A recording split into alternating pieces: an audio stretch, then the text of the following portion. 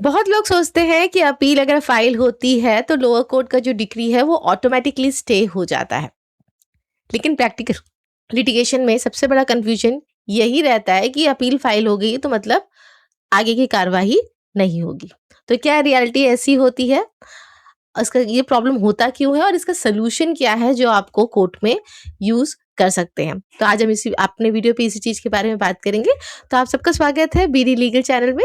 तो चलिए स्टार्ट करते हैं। ये जो प्रॉब्लम जो है कि डिक्री तो मिल जाती है, डिक्री मिलने के बाद में जो डिक्री होल्डर जो होता है वो केस जीतने के बाद में रेज़ोल्यूशन का एप्लीकेशन फाइल कर देता है और वहीं पर दूसरी पार्टी जो है वो आके बोल देती है कि मैंने तो अपील फाइल कर दी है। और ये एग्जीक्यूशन जो है अभी प्रोसीड नहीं हो सकती है। तो यहाँ पे एक प्रेशर क्रिएट हो जाता है कोर्ट के ऊपर में कि भैया अपील फाइल होगी। ऑब्वियसली अपील तो कोर्ट के ऊपर जो कोर्ट होगी, बड़ी कोर्ट जो होगी वहाँ पे फाइल होती है। तो कोर्ट के ऊपर भी एक प्रेशर आ गया कि भई अपील फाइल हो गई है तो मुझे इस पे आगे की कार्यवाही नहीं करना चाहिए। और लॉयर भी कभी-कभी समझ के बैठते हैं, लिटिगेंट्स भी ये समझ के बैठते हैं कि अपील हो गई है अब तो ये आगे की कार्रवाई नहीं है। देखिए ऐसा नहीं होता है। जब आप एग्जीक्यूशन आपने फाइल किया है और दूसरी पार्टी ने अगर अपील फाइल कर दी है, तो आपको सबसे पहला चीज़ कोर्ट में ये सबमिशन करना चाहिए कि क्या इन्होंने कोई स्टे लिया है? स्टे हुआ है? अगर स्टे नहीं हुआ है, तो जो मेरी एग्जीक्यूशन की जो प्रोसीडिंग्स है, वो चलनी चाहिए। दूसरा चीज़, जब आपको पता चल चुका है कि वो अपील फाइल कर चुके हैं, आपको अगर नोटिस मिल गया है तो सही बात, अगर नोटिस नहीं भी मिला है तो आप कोर्ट में अपीयर हुए और वो जो स्टे अगर एप्लीकेशन फाइल करें या नहीं करें, रिकॉर्ड्स को प्रॉपर्ली चेक करें।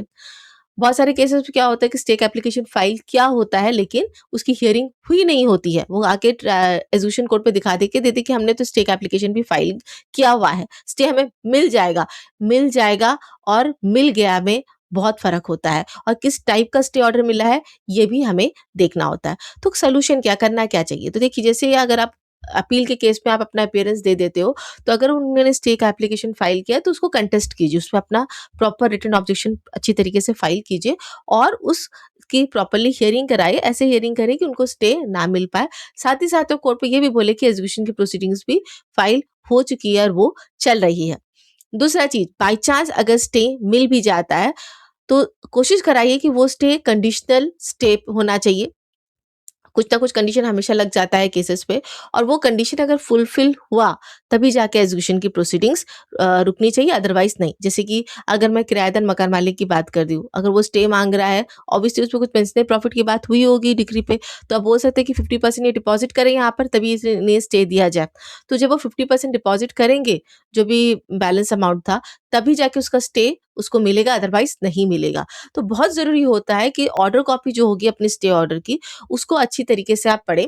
अगर कंडीशन ऑर्डर है तो आप अपने एग्जीक्यूशन कोर्ट में पढ़ाएँ, समझाएँ कोर्ट को कि देखिए ये कंडीशन उन्होंने फुलफिल तो की नहीं है।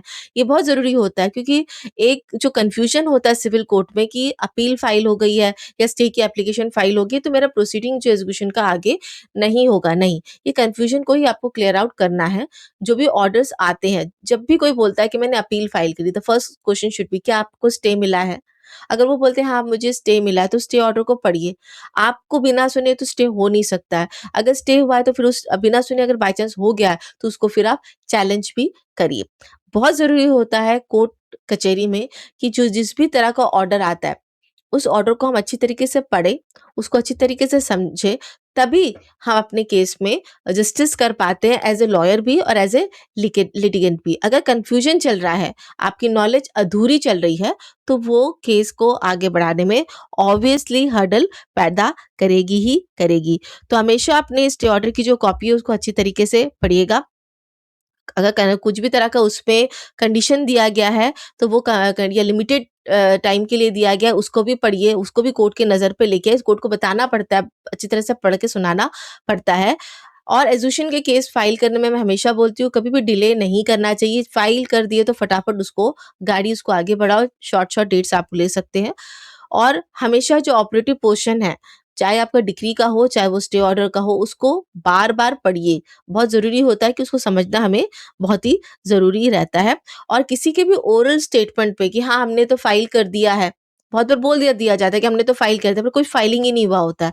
हाँ, हमें तो स्टे मिल गया है, कोई स्टे नहीं मिला होता है। तो अनलेस एंड अनटिल कोई डॉक्यूमेंट्री एविडेंस कोर्ट में जमा नहीं हो रहा है, तो ना तो कोर्ट को उस बात को मानना चाहिए। कोर्ट बाई चांस मान भी रहा है तो आपका ड्यूटी होता है कि आप रिकॉर्ड पे लाएँ कि वो जमा करेंगे तभी स्टे होगा। अगर नहीं जमा करे वो ऑर्डर कॉपी तो स्टे नहीं होगा और प्रोसीडिंग्स आगे बढ़ेगी। तो ये आपका कर्तव्य होता है ये चीज़ कोर्ट की नज़र पे लाए। हम सब चीज़ कोर्ट पे छोड़ दें, जज पे छोड़ दें, तो वो आजकल का वो ज़माना चला गया है। बहुत ज़्यादा एक कोर्ट पे केसेस रहने लग गए हैं। जजेस भी वही लॉयर्स को पसंद करते हैं जो बहुत ही प्रॉम्प्ट होते हैं। सारे इन्फॉर्मेशन एक ही बार जज को लाके फटाफट वो बता देते हैं। आप ये सोचो कि जज बैठ के आपके केस के लिए रिसर्च करेगा या आपके लिए सबमिशन करेगा कोर्ट पे, ये नहीं होता है। ये पॉइंट्स आपको खुद बताना पड़ता है और लिटिगेंट जो होता है, जिसका खुद का केस होता है, उसको सबसे ज़्यादा जागरूक होने की ज़रूरत होती है। वो डॉक्यूमेंट्स वगैरह जो भी चीज़ें होती है, वो अपने वकील को समय पे ला के दे, जागरूक बन के काम करे। तो दोनों का ही जब एक-दूसरे के साथ में अच्छा ये रहता है, अ, समझदारी रहती है दोनों की एक-दूसरे के साथ में, तब वो केस बहुत जल्दी और बहुत अच्छी तरीके से आगे बढ़ता है। तो आई होप व्यूअर्स आपको आज का ये जो इश्यू मैंने रेज़ करके बताया, ये अच्छा लगा है। अगर अच्छा लगा है तो लाइक से सब्सक्राइब ज़रूर कीजिएगा। Thank you so much for watching.